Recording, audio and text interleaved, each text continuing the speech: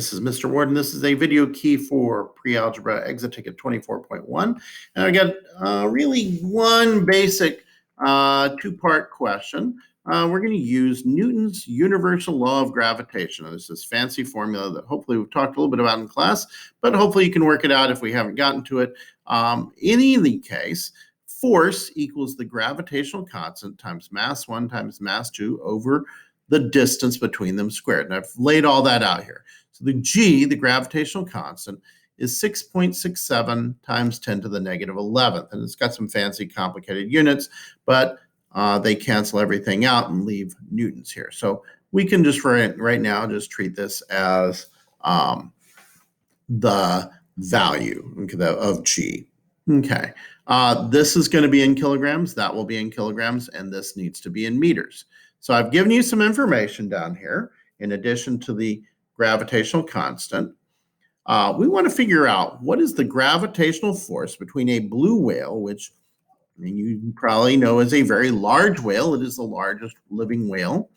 A common size for a larger one would be 3 times 10 to the 5th kilograms. And the sun, as you remember from the now, has a mass of 1.9885 times 10 to the 30th kilograms.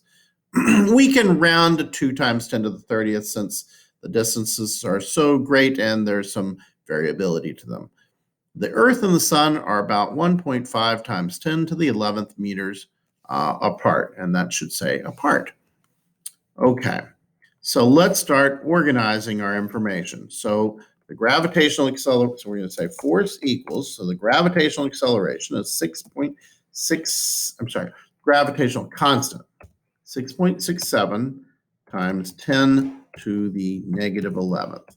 Okay, and then, so I'll put parentheses around that because that's the first multiplier.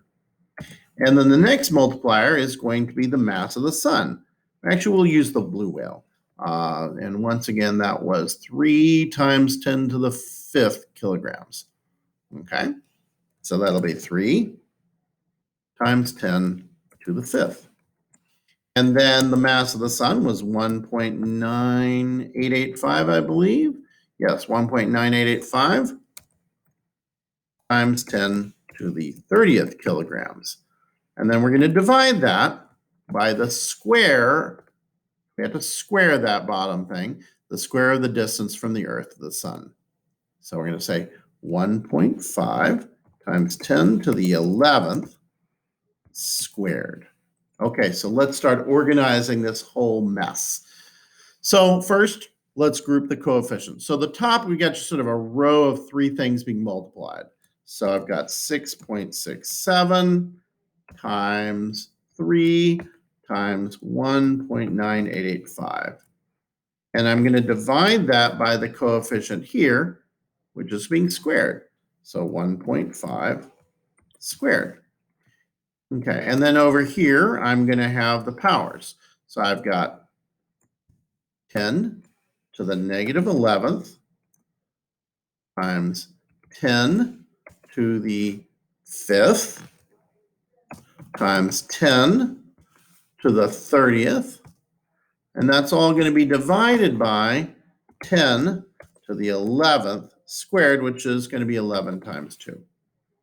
Okay. So we can start organizing all this. I'll find out what this all is using Google Calculator. I end up with about 39.789. I'm going to call that 39.9 or 39.79. I mean, I'll call that 39.79. I'm going to round that 39.79. And then that's going to be divided by 1.5 squared, which happens to be 2.25. Okay, and then I'll go over here, and this is going to be 10 to the, I'm going to add all of these things that are being multiplied. So I add all those powers. So I'm going to say negative 11 plus 5 plus 30. And then I'm going to subtract 11 times 2. So the 11 times 2, I'll subtract 22 because I'm dividing. And I can do that. I can just put all that together. And so Now I'm going to deal with 39.79 divided by 2.25. And actually, since this is already here, I can just divide what's there and not do the rounding. So I'm going to divide that by 2.25, and I'll deal with the rounding afterwards.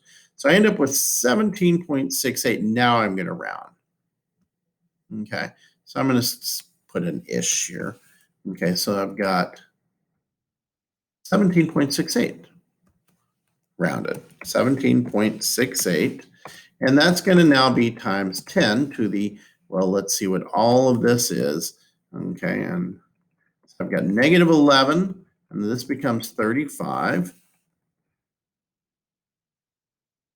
Okay, and negative 11 and negative 22 becomes negative 33. So I've got 35 minus 33, so that's going to be 30. That's going to be 2. Okay, and now I'm going to have 10 to the second power. Okay, now I've got to make 17.68, 1.768, and that's going to be 10 times bigger because the other one went 10 times smaller, 10 to the third. Okay, and that's newtons. That's the unit of force. Now, let's see how many pounds that is. So 1 pound is 4.45 newtons. So what I need to do is I need to take this number and divide it by divide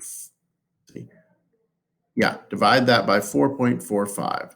So what I'm going to do here is actually I'm going to keep preserving the not rounding. I'll divide that by 10.